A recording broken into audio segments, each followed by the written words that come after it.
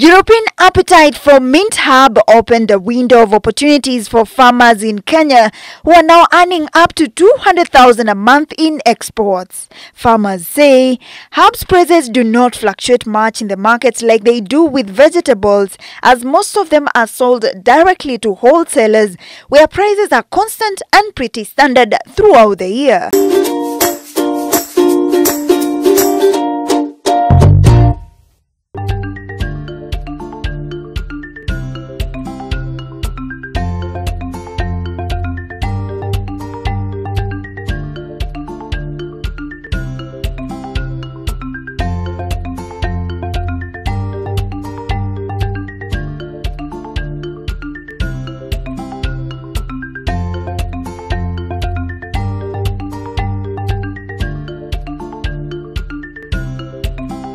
What's your favorite spice and how do you like it?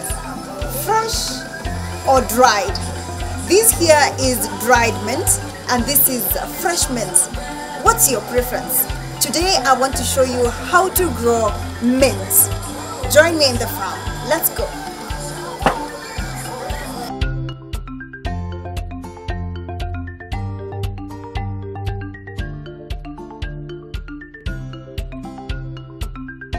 Faith. Oh, hi Linda. Welcome.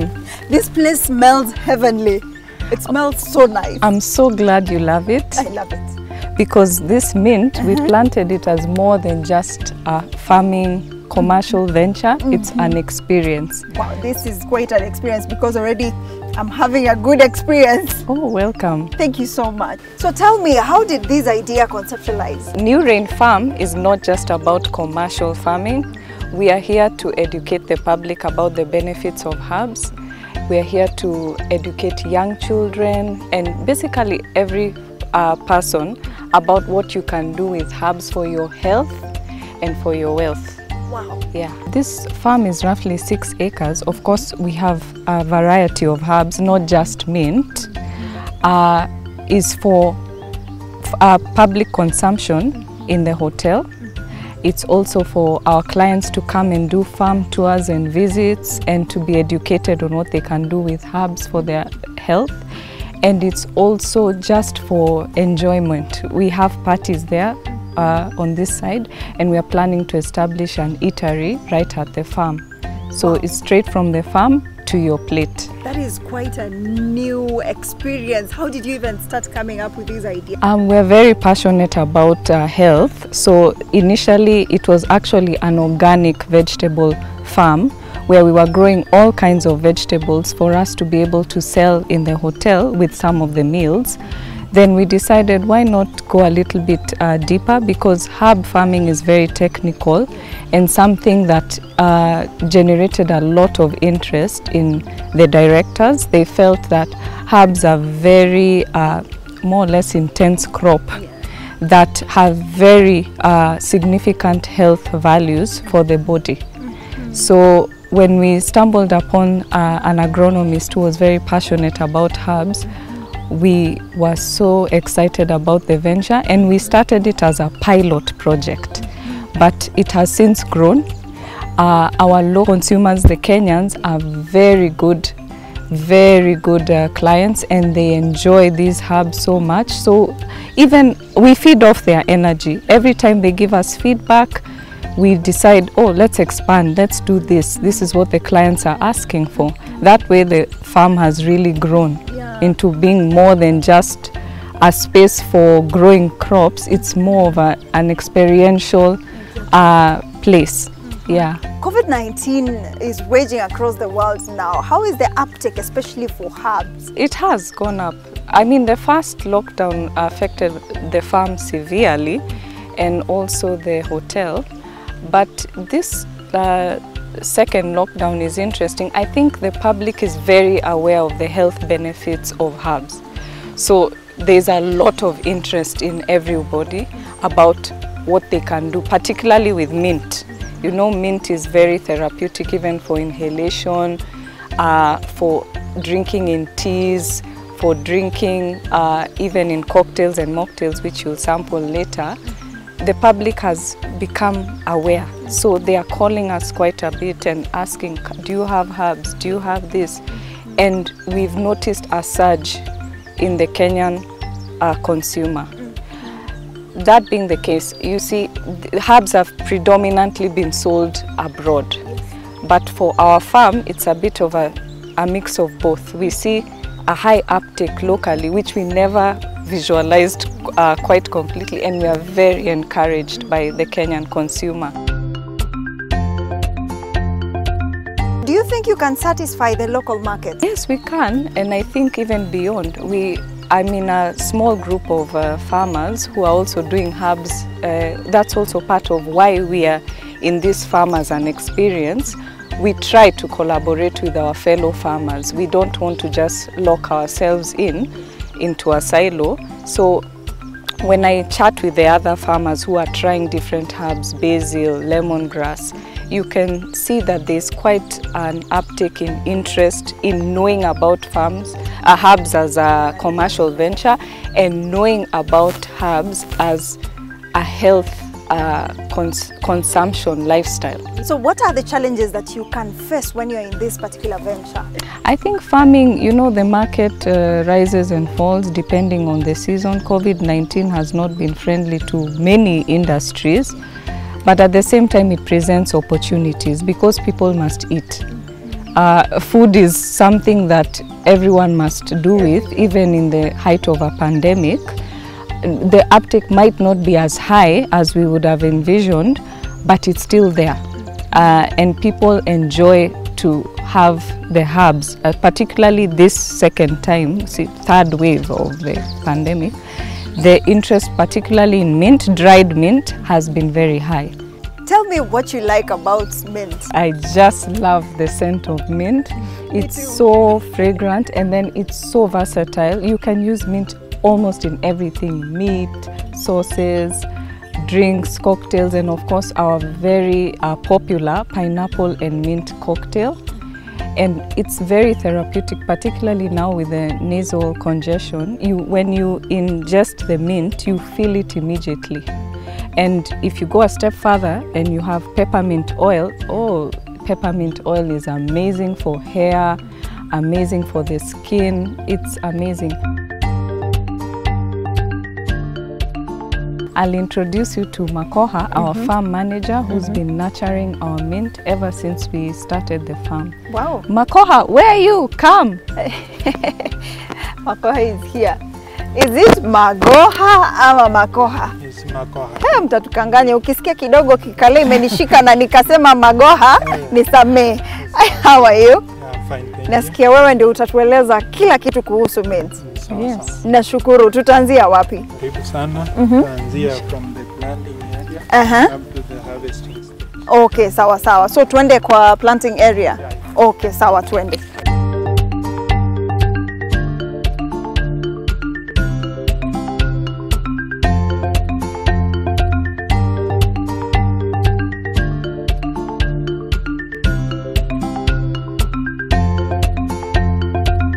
Makoha, umesema hapa nini inafanyika? Sasa hapa tunafanya what we call bed raising. And this is after we have harvested our mint. And then we want to renew our crop.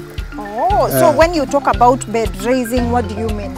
Bed raising is after you have harvested your crop. Wanalima mchanga in your pathways, ni umekanyaka. Unalima mchanga, then unainua. Unafunika your mint after you have harvested. Ninaona ndio hii fork yangu pia hapa. Unaweza jaribu. Hiyo ni spade. Spade yangu. So kumbe hii ni spade. Una raise. Hii ni kilo ngapi sasa hapa? Hapa itabidi mmenepea mint kadhaa. Nipeleke nyumbani. Hii ni kazi. Kulima hivi lazima utapata. Then from there you do harvesting.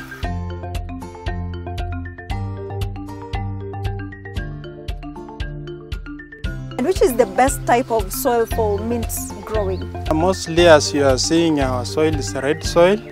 It's much favorable for mint, but in any soil, mint can grow, provided how you are feeding it. What are those components? Like when you mention feeding, feeding, like if you apply biological, like we have manure, we have those like foliar spray, we have the organic foliar spray to increase your nitrogen, potassium in your crop, so that you can increase the shelf life of the crop, because mint is a perennial crop.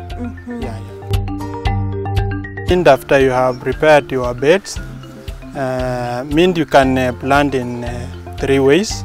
First, maybe if you have your seeds in the propagation, you can plant. You can also use rhizomes from maybe another farm, or you can just do cuttings, then you plant direct. Where do you source your water? Yeah, we have the river. We have the river Delta there. That's the source of our water. Because mint, it needs a lot of water. For you to grow mint, you need to have a lot of water. And what are requirements when you want to begin mint farming? Yeah, the requirements of mint, one is to identify the location. You have the farm, have the good soil, you have a soil test. You know, also the importance of soil test will tell you what the soil needs, what does your crop needs. So like you have the farm, have the availability of water. Water is also an essential. So how much do I need to begin mint farming? Minimum, you can say in an acre, if you have 500,000, you are good to go. And how are the returns on investment? Yeah, for mint in an acre, we do calculate production-wise, like per meter square. You have your 1 kg or 2, depending on how you have fed your crop. So if you get your 1 kg per meter square, that means in an acre you have 3 tons or more. So when you are exporting, then you have a good returns. You told me you export your mint here. What are the qualities required in the export market? The qualities for mint, first you need to be certified as a global camp. KFIS must be approved your crop. And then you have, if you control your temperatures, you have your pack house, you have the cold room, and you about logistic, you have your lorry for exporting. And the qualities specifically for mints, like what type of mints? Is it dried? Which one has the demand in the market? For export now we are doing fresh mint. For dried we are doing for local markets, local consumption. Tell me about the challenges that you normally go through when you're growing mint. You have pests. You need to control the pests, mostly aphids, white flies. You need to control, and also in terms of disease, we have down mildew, we have rust, especially for us who are near the river, we likely to get rust. Use integrated pest management, like you have seen, we have the yellow sticky traps to control the white flies. You can also control the caterpillars, and also we are using biological control like organic sprays for land extract like ozoneme. We have the bicar from pyrethrum. We are using to control pests and diseases. These mints are so beautiful. How did you achieve this quality? First, after you are planting, you need just to make your spray program to be well arranged, so you can just start spraying, controlling from the start, so that you can get the good quality. What are the nutritional values of mint? Mint, it has a lot of nutritional value. First of all, it controls blood sugar. It also controls allergies. If you have allergies, it controls. It also helps in kidney issues. It also controls skin rashes. You can use mint with many things.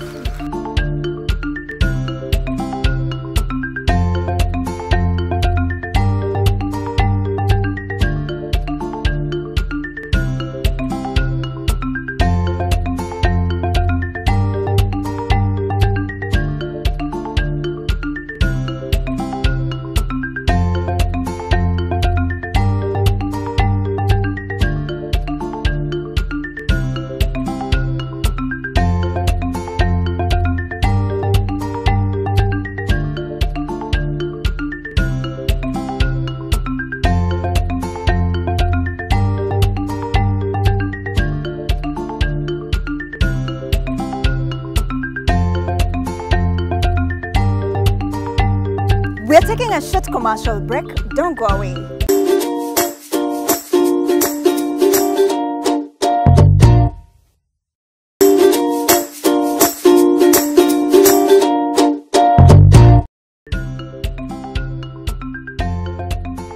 So hapa tayari makoha mliko msha harvest? Yeah, hapa tumesha harvest. So na ikiwa this level bado mnaweza harvest mara ngapi? So hii haijakuwa completed. After tumemaliza, tutatoa the drip line. Then we do what we call summary. Summary ni kukatia chini kabisa kutoa hizi. Then you do the bed raising that you were seeing there. Yeah. So after every harvest inabidi mmefanya summary? Yeah, unafanya summary, una levelize your crop. So approximately how long does it take before you harvest? It takes 1 month, then you harvest again. Show me how to harvest. First of all, you need to have a crate and then a sharp knife. So you hold like this, then you cut. Randomly, there is no measurement? Yeah, there's no measurement because you are going for grading. Yeah. Unajua ukiharvest hivyo hiyo ndio unanitengenezea juice nayo. Yeah. There's no problem. Nasikia huko you're making very nice cocktails from these herbs. Exactly. That you're planting here. Yeah, our clients are really enjoying after taking this cocktail. And this is so nice. called Spanish mint. Variety is called Spanish. What are mint. other varieties? We have peppermint, we have chocolate mint, we have ginger mint, we have spearmint. Yeah. And which one commands the market here in the country? Spanish mint. And that's, this particular one? You're seeing we have a lot. Yeah. So let's take for example this particular bed here. How many kgs can I get from it?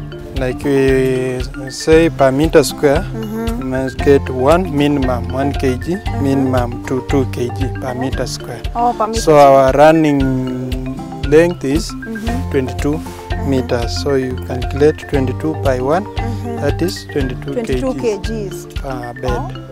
Yeah. And that is the minimum. Yeah. And that is the minimum. Yeah. I would like to harvest too. Yeah, okay. Kama nimekuwa mashuhuri wa kuharvest. Yeah.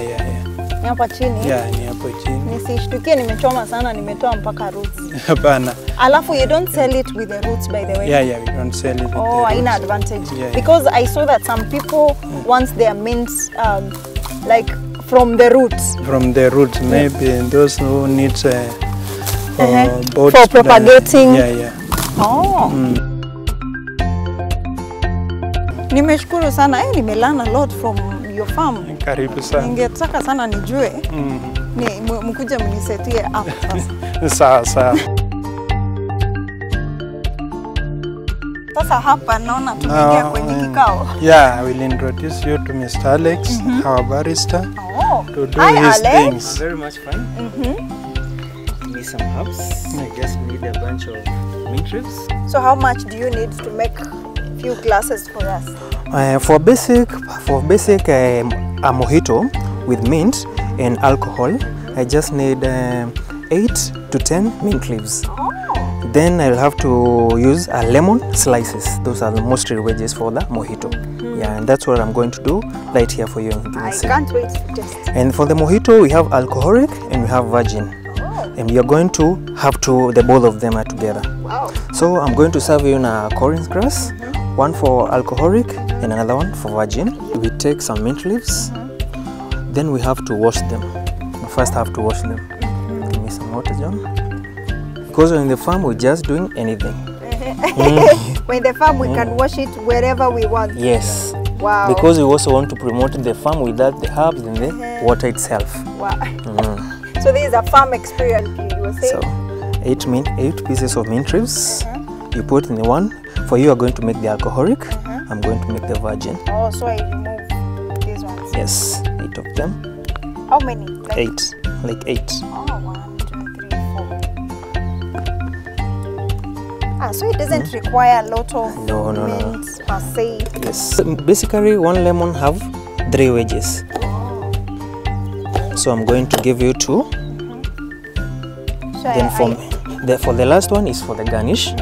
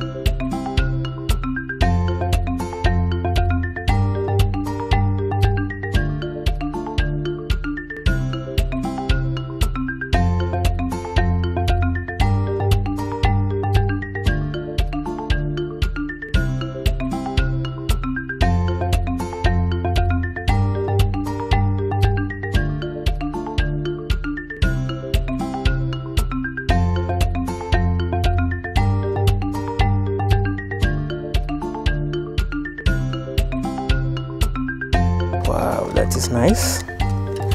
Then for the mojito, that one is there from the mojito. Yes. Then what next we're going to do? We are going to top up it with a carbonated drink. Yeah. Any carbonated drink? Mostly with the soda water or the Sprite.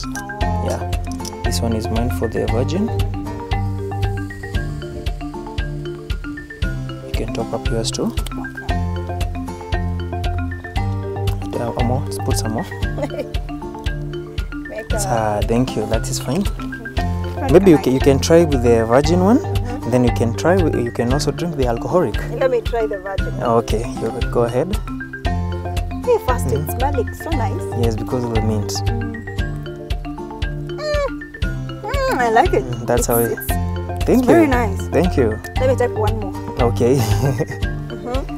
I don't just make drinks with herbs just for alcohol or mocktails. Yes. I also discovered in urine we can also do herbs with tea, coffee, and other hot drinks, like we can do dawa.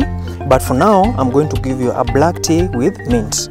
That is mint tea. Wow. I'm going to brew it light here when you see it. So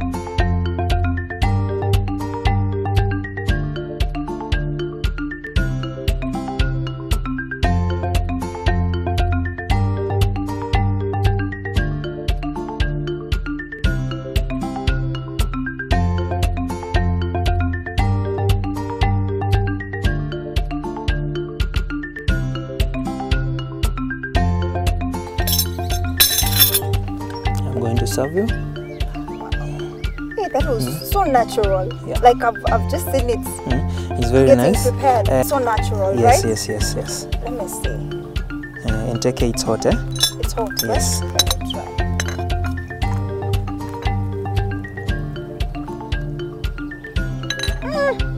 It's actually nice. And you can only get it in urine. Yeah. I like it. You're I like it welcome. plain. The smell of mint is still distinct. I like it. What other things can I make with mint? Or with mint leaves. We have made cocktail and a mocktail. We have tea. But also I have pineapple and mint for you for today, which I also make it in urine. So this mint, pineapple and mint, it's fresh mint and fresh pineapple juice, nothing else. Yes. So there is a lot of preference you can choose from. A lot. And actually mint you can make anything. Because one thing about the mint, if you do with the milk, it's not going to curdle. If you do with the juices, they are not going to disappoint you.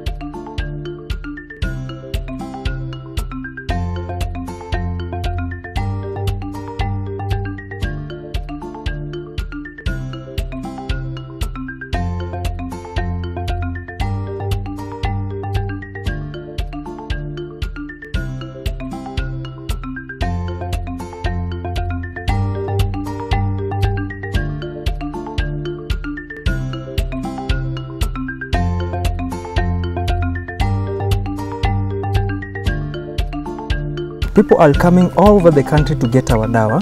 So more than one day we are getting more than 100 people are asking for dawa. What's the secret of your dawa? My secret of dawa is because regularly I'm just using the mint. That's why people are taking more dawa. Wow. So the secret is in mint. The secret is in mint. Wow. Yes. Cheers for that. You've heard it from Alex. The secret is in mint. Especially now that COVID-19 is ravaging the entire sector, everyone is going the herbal way. How about you? That has been Kilimo na Biashara. Thank you so much for watching the show. My name is Linda Koskei.